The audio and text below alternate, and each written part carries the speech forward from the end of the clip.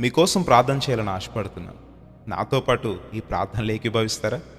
మహోన్నతుడా, పరిశుద్ధుడా, ప్రేమ కలిగిన మా దేవా, నీ ఘనమైన నామమునకు స్తోత్రాలు.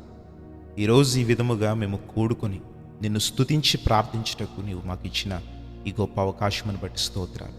ఈ రోజంతటిలో మా పనిలో మీరు తోడయండి, మా ఉద్యోగాలలో, మా పనులలో, మా ప్రయాణాలలో మీరు తోడయండి. క్షేమము, భద్రతను మాకు ఇచ్చినందుకు స్తోత్రాలు. ప్రభా, ఇదిగో క్షేమముగా గృహాలు చేరుటకు నీవు మాకు ఇచ్చిన ఈ యొక్క గొప్ప నాయన మరి కృపను బట్టి వందనాలు తండ్రి. ఎంతమంది బిడ్డలు విశ్వాసముతో ఈ ప్రార్థనలు ఏకీభవించారు, ప్రతి ఒక్కరిని దర్శించండి అయా. ఏ సమస్యను బట్టి, ఏ కృంగుదలను బట్టి మరి వారు నాయన ఏ సమస్యను బట్టి నలిగిపోతున్నారో, మరి దేనిని బట్టి కృంగిపోయి నాయన మనోవేదనకు గురై ఉన్నారో నాకైతే తెలియకపోవచ్చు, కానీ సమస్తం ఎరిగిన దేవుడవు నీవు. ప్రతి ఒక్క మనుష్యుని హృదయమును దర్శిస్తున్న దేవుడవు. మరి ఈరోజు ప్రార్థనలు ఏకీభవించిన ప్రతి ఒక్క బిడ్డ హృదయమును మీరు దర్శించారని నేను నమ్ముతున్నాను.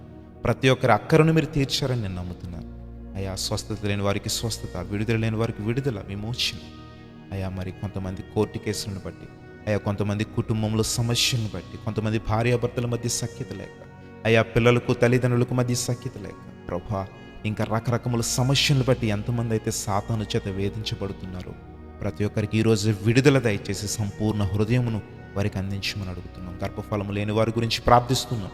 ఇప్పుడే యేసు నామములో నీ బహుమానమును వారికి అందించమని అడుగుతున్నాం తండ్రి. స్తోత్రాలు అయా. మరి ఈ రోజంతటిలో కాచి కాపాడిన తండ్రి, మా బ్రతుకు దినములన్నీ నీవే నీ కృపాక్షేమము చేత మమ్మల్ని భద్రపరచుమని, కాపాడుమని, దీవించుమని యేసు నామములో అడుగుచున్నాము తండ్రి.